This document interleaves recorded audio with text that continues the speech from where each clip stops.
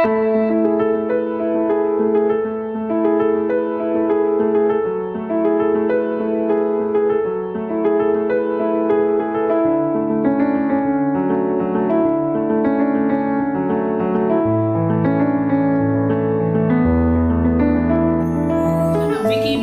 नमस्कार।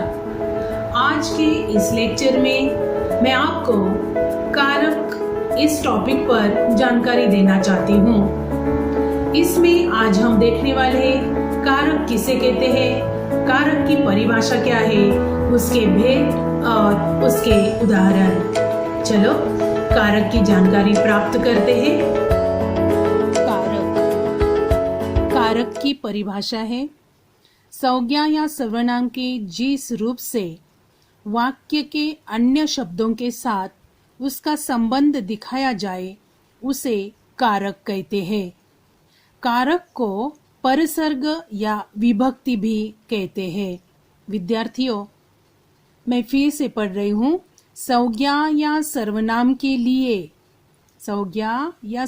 के लिए जिस रूप से वाक्य के अन्य शब्द, अन्य यानी दूसरे शब्द, उन शब्दों के साथ संज्ञा या सर्वनाम का संबंध दिखाया जाए उसे कारक कहा गया है। और कारक के लिए दूसरा शब्द भी है परसर्ग या विभक्ति। तो इस प्रकार यह कारक की परिभाषा हमने देखी है। तो बाद में हम देखते हैं कारक के भेद। कारक के 8 भेद होते हैं।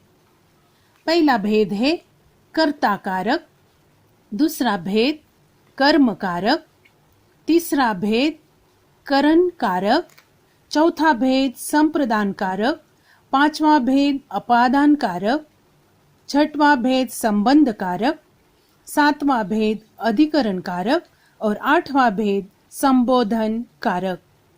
तो हर एक भेद की परिभाषा कैसी है, उसके उदाहरण कैसे हैं, हम एक एक करके देखेंगे।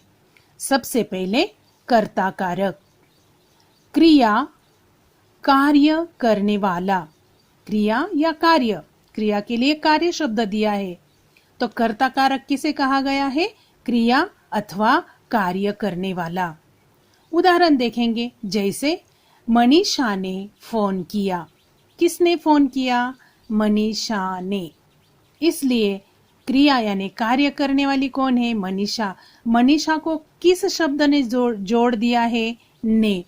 तो ने यह शब्द कर्ता कारक समझा गया है। दूसरा भेद हम देखेंगे कर्म कारक। उसकी परिभाषा है जिस पर क्रिया या कार्य का प्रभाव पड़े। जिस पर कार्य का प्रभाव पड़े। उदाहरण देखेंगे, जैसे राम ने रावण को मारा। किसने किसे मारा? राम ने रावण को शब्द यहाँ कार्य करते हुए नजर आता है, तो यह को शब्द कर्म कारक नजर आया है। तीसरा भेद है करण कारक। उसकी परिभाषा है जिसकी सहायता से क्रिया या कार्य हो, यानी किसी की सहायता कार्य करने के लिए ले गई है। उदाहरण देखेंगे, जैसे रजत ने चाकू से पेंसिल बनाई। किससे पेंसिल बनाई गई है? चाकू से, यानी रजत ने चाकू का उपयोग कर दिया है।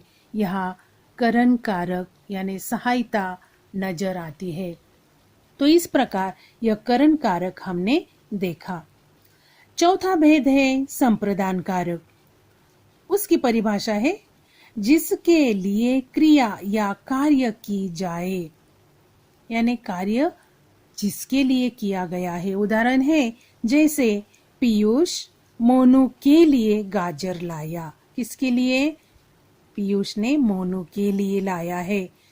तो के लिए के नीचे अंडरलाइन है, यह संप्रदान कारक नजर आता है। पांचवा भेद है अपादान कारक। उसकी परिभाषा जिससे किसी वस्तु के दूर हटने या अलग होने का बोध हो। जिससे किसी वस्तु के दूर हटने अथवा अलग होने का बोध होता है। उदाहरण, जैसे अमरनाथ जी अस्पताल से घर आ गए। कहाँ से कहाँ आए अमरनाथ जी? अस्पताल से घर आ गए। यह हो गया अपादान कारक।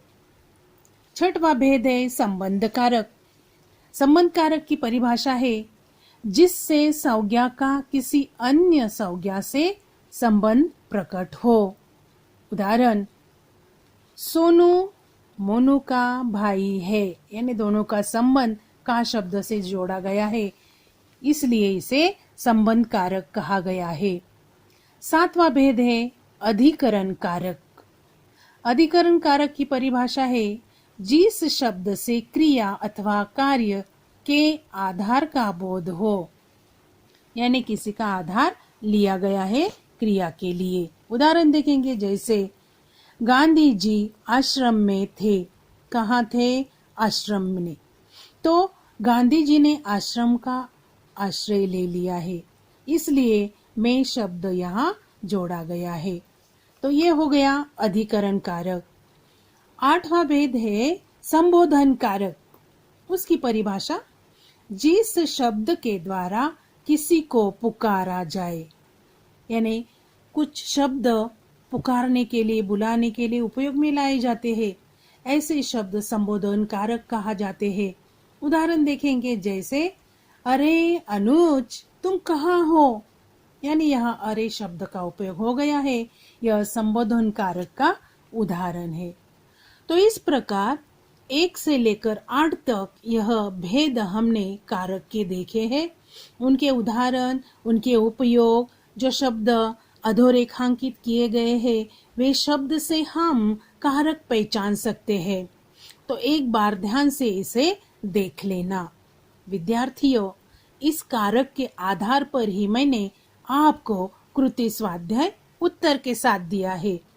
तो कृति स्वाध्याय का पहला प्रश्न भी मैं आपको समझा देती हूँ। प्रश्न का स्वरूप है, कारक चिन्ह लगाकर वाक्य पूरे कीजिए।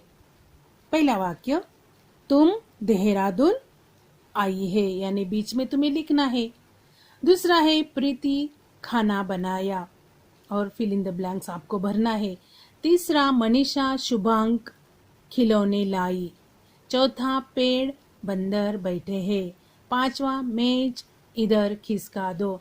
यानी यह फिल इन द ब्लैंक्स रिक्त स्थान आपको दे दिए हैं और उसमें आपको क्या भरना है? कारक चिन्ह भरना है।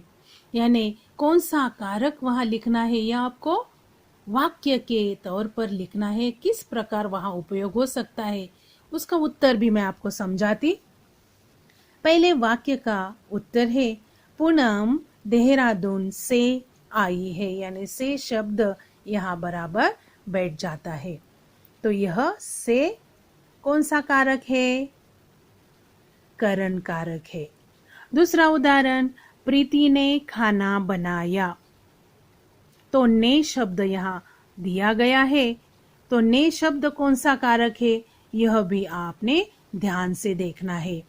तीसरा वाक्य, मनीषा शुभांक के लिए खिलौने लाई। यह संप्रदान कारक का उदाहरण है। पेड़ पर बंदर बैठे हैं, यानी किसी ने किसी का आधार लिया है, यानी आश्रय लेने के लिए यहाँ दिया गया है, तो यह अधिकरण कारक कहा जाता है। पांचवा, मेज को इधर खिसका दो, यानी को शब्द यह कर्म कारक है। इस प्रकार यह रिक्त स्थान आपको उचित कारक चिन्ह लगाकर वाक्य पूरा करने के लिए दिया गया है। मैंने दे दिया है, आपको लिखना है। दूसरा प्रश्न है, रेखांकित कारक चिन्हों के स्थान पर सही चिन्ह लगाकर वाक्य फिर से लिखिए। यानी गलत वाक्य का चिन्ह का उपयोग वहां हुआ है वह सही करके आपको लिखना है। मैंने आपको दे दिया है, ठीक से देखो और उसका लेखन अपने बुक में आप करो।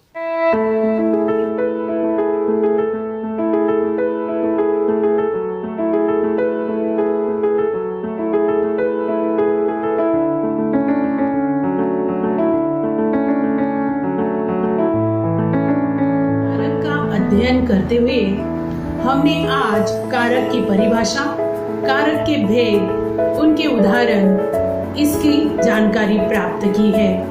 इसी पर आधारित एक स्वाध्याय कृति मैं आपको लिखने के लिए दे रही हूँ और यह कृति उत्तरों के साथ मैं दे रही हूँ। ध्यान से इसको पढ़ो और अपनी नोटबुक में ठीक से लिखना है।